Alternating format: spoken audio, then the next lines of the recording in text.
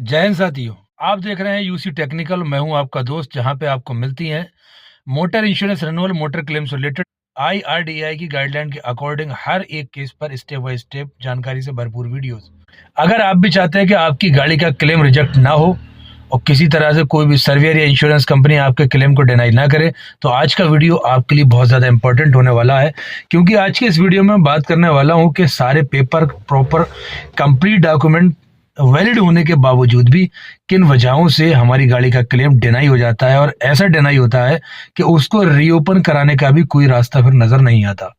जैसा कि आप जानते हैं, मैं आपसे अपनी वीडियो में वही सारी चीजें शेयर करता हूं जिसका कि प्रैक्टिकल मैं खुद कर लिया होता हूं अपने वर्कशॉप में। और मेरे हर एक वीडियो में जिस केस का ही मैं जिक्र कर रहा हूं, उसको पर्सनली अगर बंदा चाहे तो मुझसे कभी भी उसका प्रूफ ले सकता है।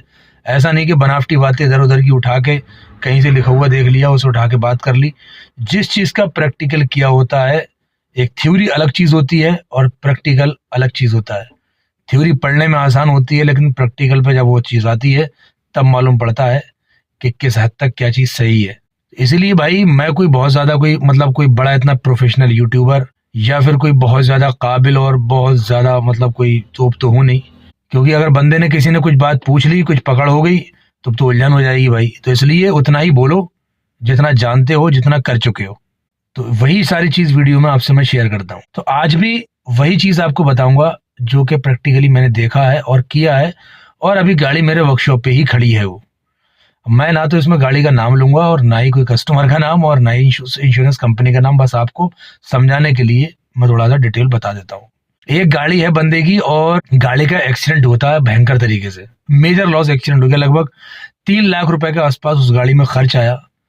जो डीलरशिप है, कार डीलरशिप, उस पे गाड़ी को लेके पहुंचा बंदा। तो जाहिर सी बात है, नई गाड़ी है तो कोई ना तो इंश्योरेंस ब्रेक हुआ है और ना ही कोई और पेपर की जरूरत है, क्योंकि गाड़ी का नंबर ही नहीं आया अभी। तो क्लेम अल्टीमेट होता है भाई साहब, गाड़ी के चेचिस नंबर के साथ एस्टीमेट बनाती है जो कार शोरूम वाले, डीलरशिप वाले होते हैं। एस्टीमेट बनता है लगभग 3.5 से 4 के बीच में जाकर। लगभग 3 लाख रुपए के आसपास नुकसान है भी गाड़ी का।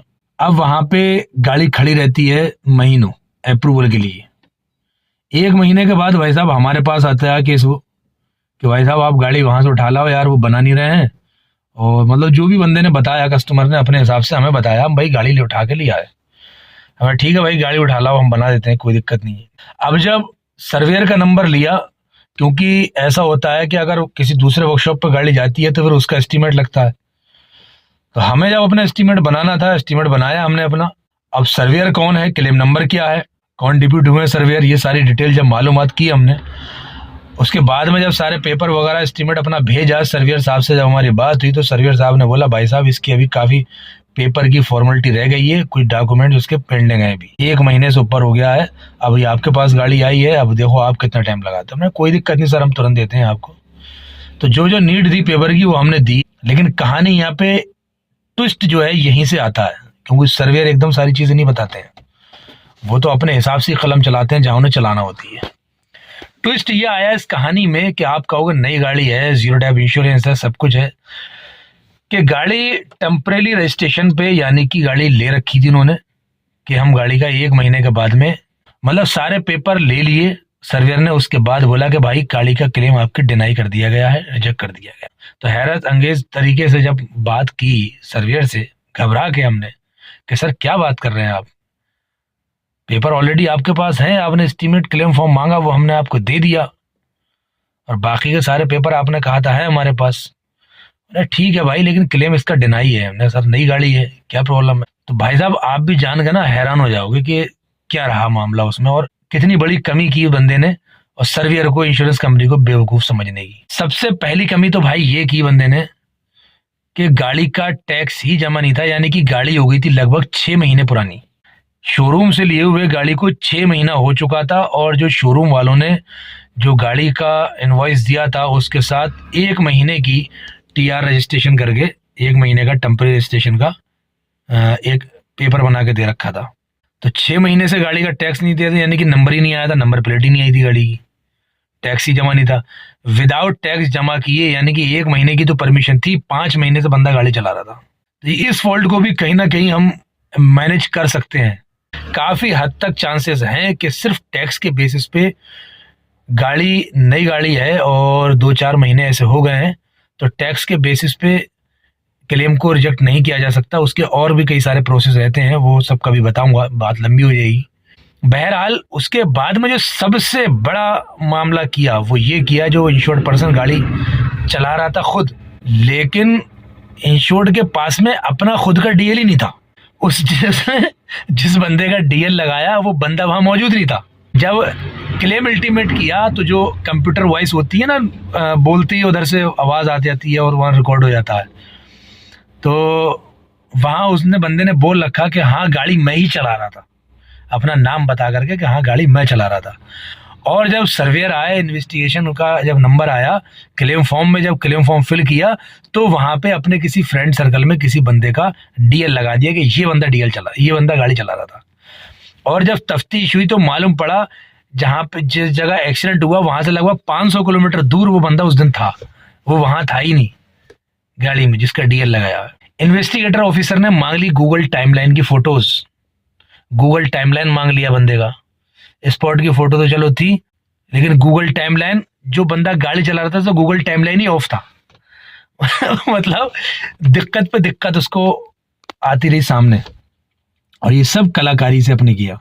अब बंदा ड्रिंक किया हुआ था या क्या वजह थी, अल्लाह बेहतर जाने, कि उसने अपना डीएल या साथ वाले का क्यों नहीं लगाया। क्यों ऐसे बंदे का डीएल लगाया कि भाई साहब जो कम से कम 500 किलोमीटर दूर है उस टाइम पे। तो उसने सोचा कि सर्वेयर या इंश्योरेंस कंपनी बेवकूफ है, जैसा कि मैंने माइंड सेट कर लिया अपना काम वैसी होना है। सबसे बड़ी गलती हम लोग यहीं पे करते हैं, हमारा सोचना कामयाब नहीं है भाई। हमने सोच लिया कि नहीं ऐसा होगा तो वैसा ही होगा। कितने सारे कस्टमर्स, कितने सारे इंश्योर्ड पर्सन ऐसे भाई लोग आते हैं कि साहब यार मेरी गाड़ी का यार मुझे क्लेम में जो है इसकी दोनों हेडलाइटें चाहिए, बम्पर बदलवाना है और एक एक गेट भी बदलवाना है इसका, और पीछे वाला बम्पर भी बदलवाना है, और शीशा भी इसका थोड़ा रात में साफ नहीं दिखता, ये बदलवाना, बदलवा दो भाई। तो ये इस तरीके से बातें करना कि तो अपने घर की खेती समझना, ऐसा बिल्कुल ही भी नहीं है। आप अगर कुछ बंदों की आप जो है कमीनेपन की वजह से अगर सोच रहे हैं आपके सारे लोग ऐसी हैं तो वो गलत है। इंश्योरेंस कंपनी और ना ही सर्वेयर बेवकूफ़ नहीं है, उनका काम ही यही है कि गाड़ी देख के इम्पैक्ट बता देना कि कितने स्पीड में कौन सी गाड़ी ने कितने बड़े वाहन से मारा, टक्कर मारी है। ये सारी चीज़ें सर्वेयर का काम है बताने के, इसलिए वो तो छुपाने की ज़रूरत नहीं है। और ना ही अपने वर्डिंग में बोलने की गलती करना है। जो हुआ वो एक्चुअल में बता दो। सर्वेयर यार बढ़िया लोग होते हैं, वो मैनेज करते हैं काफ़ी हद तक, क्योंकि उन्हें अपने पास से पैसा देना नहीं है भाई, आपके साथ में रह के काम करना, बहुत सारी बातें हैं। तो वो सर्वेयर कोई नहीं चाहता है कि गाड़ी का क्लेम डिनाई करे। वो आपके कुछ ना कुछ स्ट्रॉन्ग ऐसी वीकनेस होती हैं, स्ट्रॉन्ग मजबूत कमजोरियां, जिनकी वजह से मजबूर हो जाता है बंदा क्लेम को डिनाई करने में। तो यहाँ पे गलती की कि भाई टैक्स जमा नहीं हुआ, या तो उसके बाद में जो डीएल लगाया गया वो बंदा वहां मौजूद ही नहीं था, गूगल टाइमलाइन नहीं था। सबसे बड़ी चीज गूगल टाइमलाइन। मैं अपने वीडियोस में अक्सर आपसे कहता रहता हूं कि भाई हमेशा गाड़ी का कहीं पे भी एक्सीडेंट हो रहा है तुरंत उसकी फोटो लो आप, वो बहुत बड़ा किरदार है उनका, गाड़ी के क्लेम में सपोर्ट करता है वो। और कॉमर्शियल गाड़ी का तो कंपलसरी है ही, स्पोर्ट सर्वे जब तक ना हो गाड़ी मत हटाओ। और किसी भी तरह की कोई भी गाड़ी है, स्पोर्ट के फोटोज वीडियो जरूर लेने हैं आपने। अच्छा, बंदा क्या कह रहा है कि भाई मैं सर्वेयर के ऊपर केस कर दूंगा, मैं ये कर दूंगा, मैं वो कर दूंगा। अपनी गलती नहीं देख रहा है बंदा वो।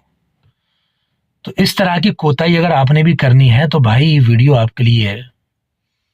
अब वो 3 लाख रुपए का काम बंदा अपने पास से करा रहा है, ठीक है, क्योंकि हम तो जेब से करने वाले हैं नहीं, इंश्योरेंस कंपनी ने क्लेम कर दिया डिनाई। तो हमेशा ध्यान रखना है, मैं अपनी हर वीडियो में कहता हूं कि अपने कॉज ऑफ लॉस की वर्डिंग चेंज नहीं करनी है, नहीं करनी है।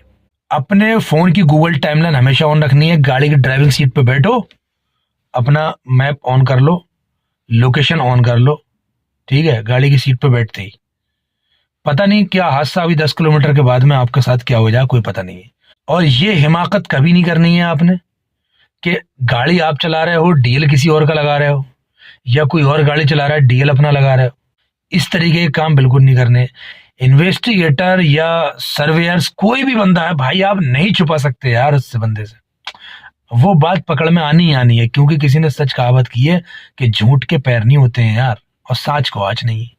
तो अगर आप भी इस तरह की कोई चकानापन बनने की कोशिश कर रहे हो कि मैं ऐसा कर लूं वैसा कर लूं, तो होशियार हो जाओ। आप सर्वियर को चकमा नहीं दे सकते। कभी एक आध बार इत्तेफाक से सर्वियर ने देख कर नजरअंदाज कर दिया, वो अलग चीज है। लेकिन आप सोचते हो कोई चकानापन आपके दिमाग में चल रहा है कि आप कुछ कर लोगे, इंश्योरेंस कंपनी को या सर्वियर को बेवकूफ़ बना के अपना क्लेम अप्रूव कराओगे, तो ये आप हरकत छोड़ दो। और प्रॉपर जब तक गाड़ी के वैलिड पेपर गाड़ी में ना हो, आपके पास आपका वैलिड लाइसेंस ना हो, तब तक आप गाड़ी के स्टीयरिंग पे ना बैठे भाई गाड़ी चलाने के लिए, क्योंकि पता नहीं कि अगले 1 सेकंड के बाद आपके साथ क्या होने वाला है। तो आपके भाई का तो आपके लिए यही मशवरा है भाई। बाकी एज यू विश, आप क्या सोचते हैं तो एक कमेंट करके ज़रूर बताना। आप ऐसे केसेस में बंदा कहता है कि भाई आप कुछ हेल्प करो, कुछ मदद करो, नहीं हो सकता। हम जैसे जितने भी हैं वो वहां बैठे हैं जब आपका केस लीगल है और इंश्योरेंस कंपनी कुछ ऐसी हैं जो आपके साथ में फ्रॉड या चीट करने की कोशिश कर रही हैं, तो वहां सपोर्ट करने के लिए हम लोग बैठे हैं, आपको गाइड करने के लिए। लेकिन जब सरासर आप ही गलत हो तो वहां पे और आप बताते नहीं हो कि साहब यही हमने किया है, बस कि साहब ऐसा नहीं हुआ वैसा नहीं हुआ, तो चुपती नहीं है बातें सब सामने आ जाती हैं। ठीक है, अगर लगा हो कि वीडियो में 1-8% नॉलेजेबल बात हुई है तो एक लाइक करके वीडियो को जरूर जाना। उम्मीद करता हूँ आपको समझ आ गया होगा कि हमें किन किन चीज़ों का कैसे ध्यान रखना है और कहाँ हमें बल्लेबाजी नहीं करनी है। चैनल में पहली बार आए तो चैनल को सब्सक्राइब कर देना, साथ ही बेल आइकन वाला बटन दबा करके नोटिफिकेशन पे ऑल को सिलेक्ट कर देना, जिससे कि सबसे पहले हमारा वीडियो आप तक पहुंचता रहे।